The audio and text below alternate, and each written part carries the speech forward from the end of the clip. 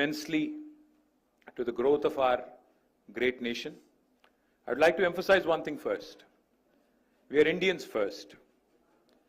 And as Indians with, of course, sub-identity as Telangana, as Telugu, we also, while we want India to prosper, we also want our voices to be heard.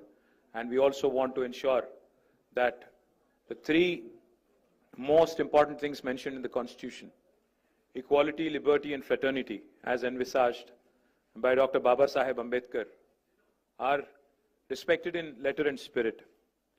So we certainly are opposed to the tyranny of majority, to India being converted into a mobocracy and not democracy. We believe that states that have done exceptionally well should be incentivized, not penalized.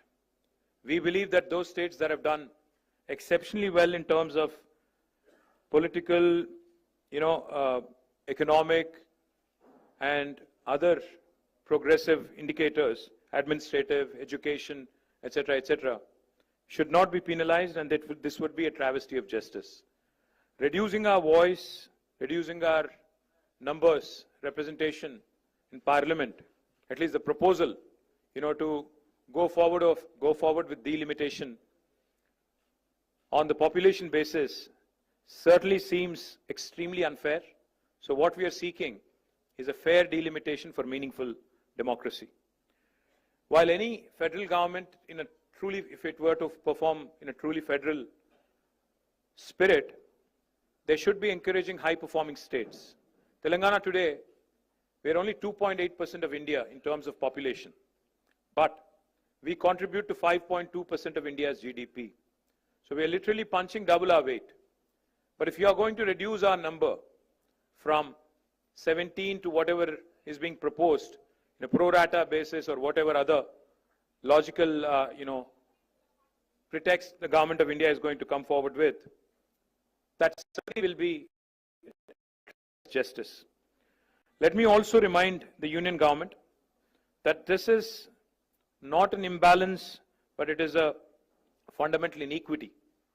Because political and fiscal centralization, is not going to help India emerge a superpower. If India truly has to break its shackles and become an economic superpower, a cultural superpower, a social superpower by 2047, 100 years after completion of independence, then I do believe that we have to remember one simple thing: stronger the states, stronger the country. Cooperative federalism should be the order of the day, not coercive federalism. Cooperative federalism will make India a superpower, not coercive federalism. The union government should play the role of a big brother. The union government should play the role of a big brother, not become the big boss, dictating and making progressive states regret their progress. Let me also quickly say that if we do not speak now, some people are questioning why now, why the rush, the process has not begun, etc. The fact, unless you start championing the cause of the underdog, which in this case will be South India, I think we'll be doing a great disservice to our future generations. History will not forgive us if we don't speak up now. This is the time to speak, because discrimination against South Indian states is not new. Both national parties have done that in the past. I'm not going to elaborate on that. But now this seems to be adding insult to the injury. This proposed delimitation based on population seems to be adding insult to the injury. Let me just quickly quote a renowned jurist who said, "A true federation does not allow any region to dominate another, nor does it permit the dilution of democratic representation based on transient factors." If we don't approach this delimitation exercise cautiously, with caution, this could impact India's federal balance. I am an Indian. I love this country, and I truly cherish every minute of being an Indian. But I also do feel that a strong country, like I said, should also mean voice for the oppressed, voice for the marginalized, voice for everybody, irrespective of whether you're from Manipur or from Uttar Pradesh, irrespective of the size of the population in your respective state. India is not a collection of administrative units, but India is a pluralistic, ethno-linguistic union of states as enshrined in the Constitution. We are not against money given to states. We are not against money being given to laggards. We are against hegemony. We are not against money being given to laggards. Let me remind you, I do understand that fiscal contribution alone cannot, determine how we should be moving forward. India's democracy should be built, we believe, as Bharat Rashtra Samiti, on progress, on governance and economic contribution, and not just population. Population alone cannot be the criteria for delimitation. A fair system should reward progress and encourage development. In fact, I'd go one step forward. It should empower those who are driving the growth, not silence them. If 19% of South of India, the southern Indian states, are contributing to 36% of India's GDP, will you cut down on representation and, dissent, cut down on the dissent and cut down on the dissenting voices? Is that the strategy of Government of India? Let me also add, there have been past experiences which have been bitter. So while Government of India, while the Union Home Minister says it would be pro rata, there would not be any reduction in seats in South of India, let me say one thing. No reduction in South of India, Southern Indian seats does not mean no increase in North Indian seats. Let me remind you that. There may not be a reduction in South India, but it is disproportionate increase in North Indian seats, which again will mean that essentially 4 or 5 states will determine the future of this country, future politics, future policies, future fiscal devolutions, everything. Future life of a citizen of India will be determined by 4 or 5 states, and that is certainly not acceptable. And why do we not have enough confidence in union government when it says pro rata? Because we've had bitter experiences. 11 years ago, when Telangana was formed as a state, we were promised by Indian Parliament that delimitation will happen within the state of Telangana. The number of assembly seats would increase from 119 to 153. But has it happened in 11 years? Despite it being an enactment of the Parliament? No. Why? Because it does not suit the BJP. It does not suit the union government. Where it suited them, they've done it. It suited them in J&K. It suited them in Assam. So they've done it there. But it doesn't suit them in Telangana and Andhra. So they don't do it here. That is exactly what we are apprehensive of. Let me also remind you, never in the history have there been such high proportion of cesses that have been added, which are depriving the states of their rightful share in devolution. States are, I've heard in that room from one of the chief ministers, I think it is Kerala chief minister, who said, federalism is not a gift, it is our right as a state. India is a federal republic. Federalism is enshrined in constitution in letter and spirit. That's exactly what we are demanding. We are demanding our rights. So what are we proposing as Bharat Rashtra Samiti? What did we propose in the meeting? We proposed 2-3 things. Why is delimitation being done at all? Delimitation is being done because India is a representative democracy. People need voices. Population has increased. So therefore, number of seats has to increase. Yes. But why don't we do this? Normally, all of you know, all the media people also know. A first point of call for a citizen when there is a problem is possibly the local MLA. If not the local corporator or local sarpanch, it could be the local assembly constituency representative.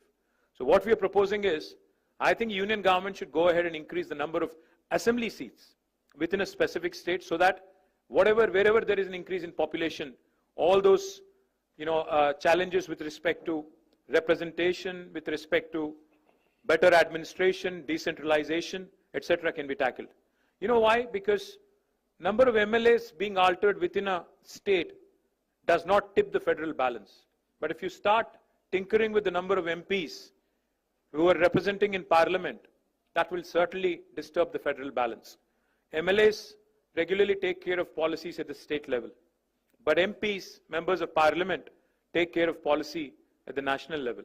So therefore, maybe either keeping the number of MPs the same and increasing the number of MLAs so that decentralization can be a via media kind of a solution to delimitation.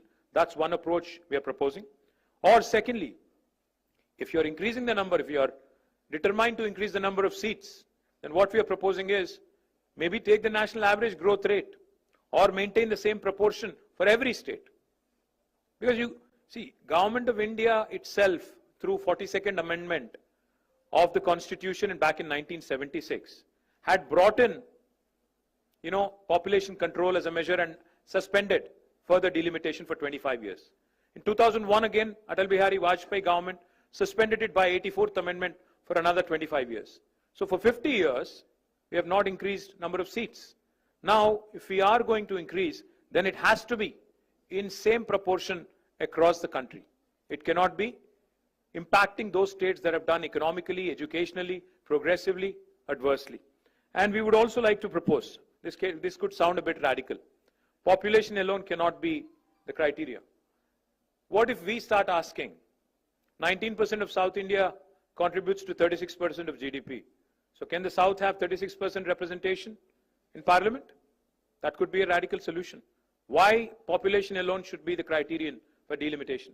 Why not fiscal contribution? Why not development? Why not progress? So we are certainly keen to see what the Government of India would eventually say, but all in all I would say is, once again, before I sum up, India has just completed 75 years of existence.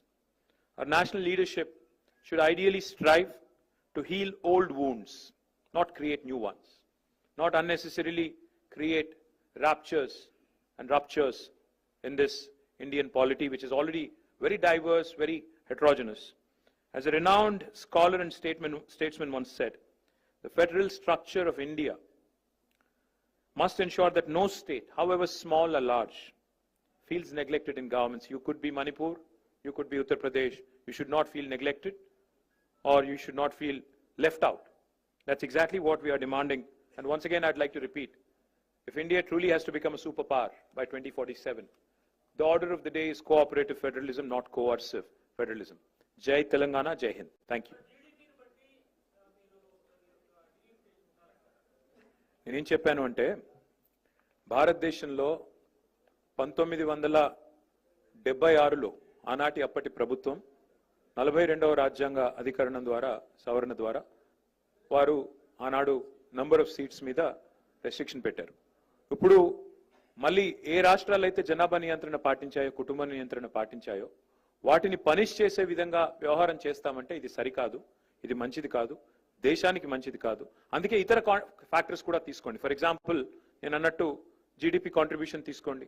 Telangana only 2.8% population భారతదేశంలో, కానీ GDP పరంగా చూస్తే మన contribution 5.1, 5.2%. So మరి ఆ లెక్కన తీసుకుంటే south India మొత్తం కలిపి 36% జీడిపి కాంట్రిబ్యూట్ చేస్తుంది భారతదేశంలో. సో ఆ లెక్కన ప్రపోర్షనేట్ గా చూస్తారా? కేవలం జనాభాను ఎట్లా తీసుకుంటారు? ఏ రాష్ట్రాలు అయితే కుటుంబ నియంత్రణ పాటించలేదో, భారతదేశ హితాన్ని అనుసరించి పనిచేయలేదో వాళ్ళకి ఎట్లా వాయిస్ ఇస్తారని అడుగుతున్నాం. Thank you.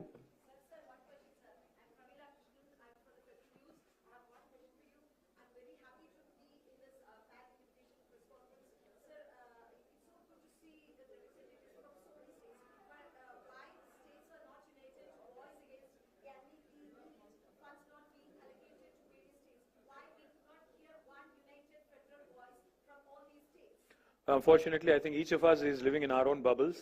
I think we need to meet more often. I'm delighted that Mr. Stalin took the lead today and has invited us. Hopefully, we'll have many more such events where we can work together. See, ultimately, like I said, this meeting, I'm sure BJP will call it anti-India and all that. I know. All I'm saying is we're Indians first. We love our country. So if our country has to really progress, I think performing states, irrespective of what kind of discrimination is being met out to them, we have to fight together. We'll raise our voice whenever and wherever needed, and we'll continue to raise our voice in Parliament, State Assembly, multiple forums. But I have to tell you, I've never seen a bigger press conference than this. I already feel like a rock star today, but thank you.